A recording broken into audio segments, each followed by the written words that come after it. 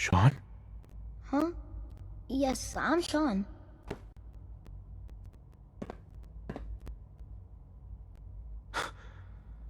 Sean? Oh my god. It's really you. Who are you? Sean. Father! It's What's me. going on? What's happening? I'm your dad. Sean, are you okay? You're not hurt, are you? What's going on? Father? Father! Shh. It'll be okay, Sean. I'm here now. I don't know you. Go away. Father! Father, help me! There's someone here, help me! Who is Father? Where is he? Father? Father, help me! He's trying to take me! Father? Father, help me!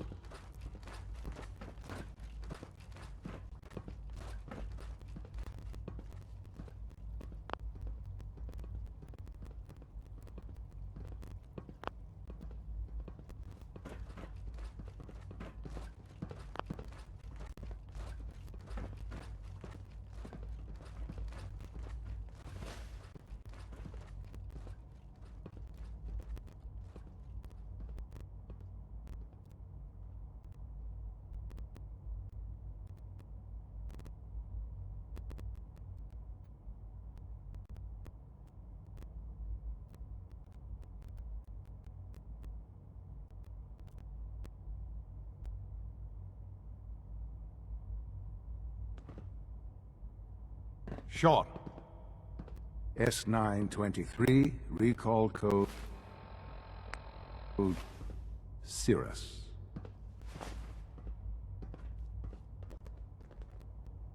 Fascinating, but disappointing.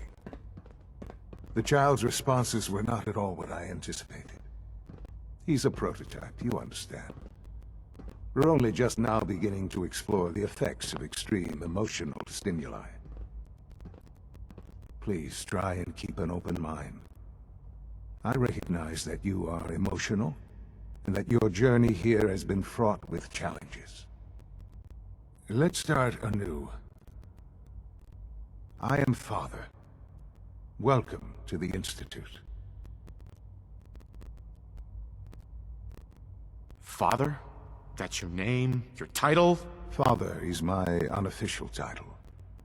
It's what I've come to mean to the people of the Institute, just as you mean to your son, to Sean.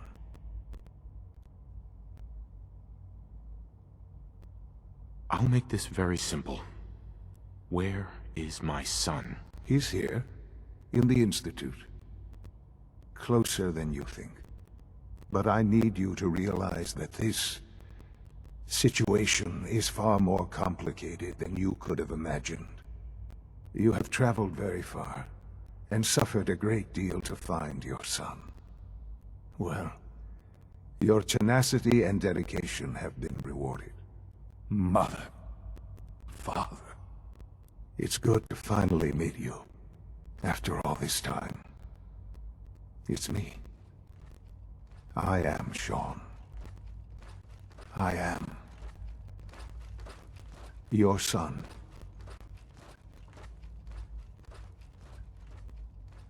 How is that even possible? I know this is a lot to take in. In the vault, you had no concept of the passage of time. You were released from your pod and went searching for the son you'd lost. But then you learned that your son was no longer an infant, but a 10-year-old boy. You believed that 10 years had passed. Is it really so hard to accept that it was not 10, but 60 years? That is the reality. And here I am, raised by the Institute, and now its leader.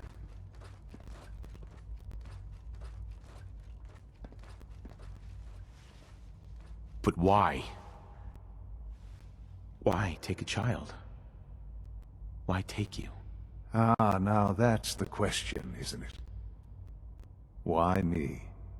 At that time, the year 2227, the Institute had made great strides in synth production. But it was never enough. Scientific curiosity and the goal of perfection drove them ever onward. What they wanted was the perfect machine. So they followed the best example thus far. The human being, walking, talking, fully articulate, capable of anything.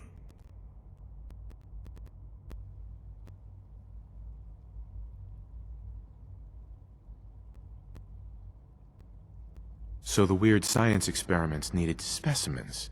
That's why they took you. In a manner of speaking, yes. The Institute endeavored to create synthetic organics. The most logical starting point, of course, was human DNA. Plenty of that was available, of course, but it had all become corrupted. In this wasteland, radiation affected everyone. Even in their attempts to shield themselves from the world above, members of the Institute had been exposed. Another source was necessary. But then the Institute found me, after discovering records from Vault 111. An infant, frozen in time, protected from the radiation-induced mutations that had crept into every other human cell in the Commonwealth. I was exactly what they needed.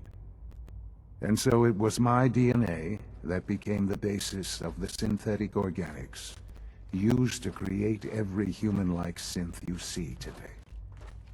I am their father. Through science, we are family. The synths, me, and you. And you've been down here the whole time? I have. Yes. I know you must have questions. Please. Anything I can do to help you understand.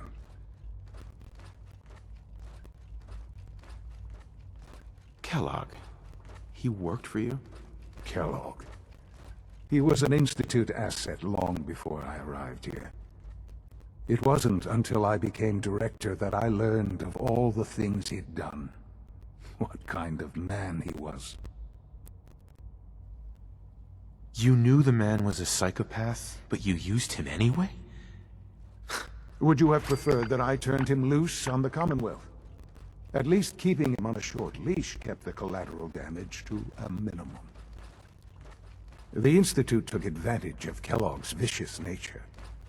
I will freely admit that. Institute technology prolonged his life, and his usefulness far beyond any normal human lifespan. He never failed the Institute, but his cruelty became more apparent with every completed objective. I won't lie. It's no coincidence your path crossed his. It seemed a fitting way to allow you, us, to have some amount of revenge. What else can I say to ease your mind?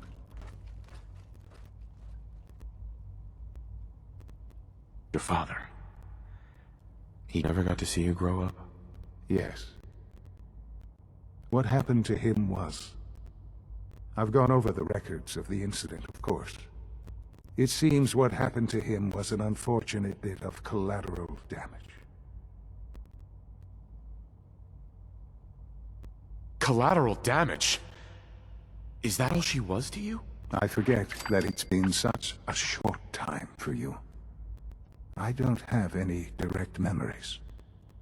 And I've had my entire life to cope with the loss. Has it always been easy? Of course not. But I've done my best to move on and live my life. For many years, I never questioned who my parents were. I accepted my situation, and that was that. With old age comes regret. And asking what if more often. But what matters now is that you and I have a chance to begin again. What else can I say to ease your mind. So you're in charge of the Institute? I am the acting director, yes. I spent decades working to reach this point. It's a responsibility I take very seriously. The Institute. It's important. It really is humanity's best hope for the future, no matter what those above ground might think of us.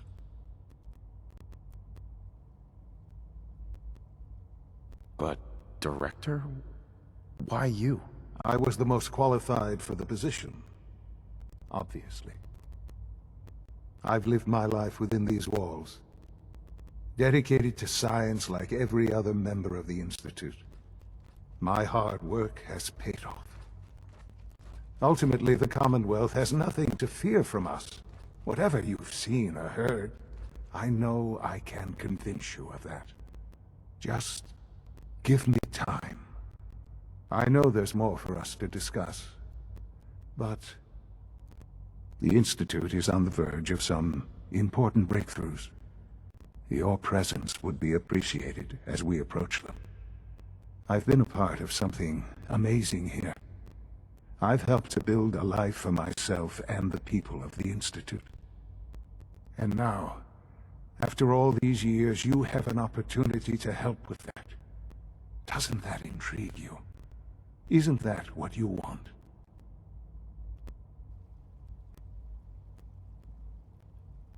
You want me to stay here? In the Institute? Yes, that is what I propose. Is it so hard to imagine? The Institute can provide a better life than anything above ground.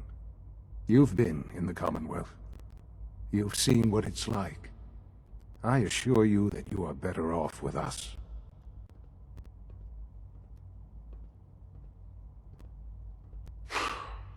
I don't know what to do. I realize that. It's why I'm trying to help you. I hope that you can see that rationally. The Institute is the only thing left in the world that is worth being part of. I simply ask that you give the Institute, me, a chance. A chance to show you what I've been telling you. We really do have humanity's best interest at heart. Will you take that chance? Are you sure you want this? Yes, I am. It would benefit us both to work together.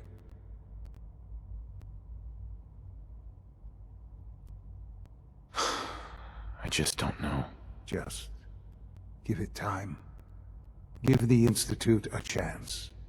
The Institute is now your home as much as it is mine. Please take some time, get to know it. Meet the people you'll be working with. You'll want to introduce yourself to the division heads.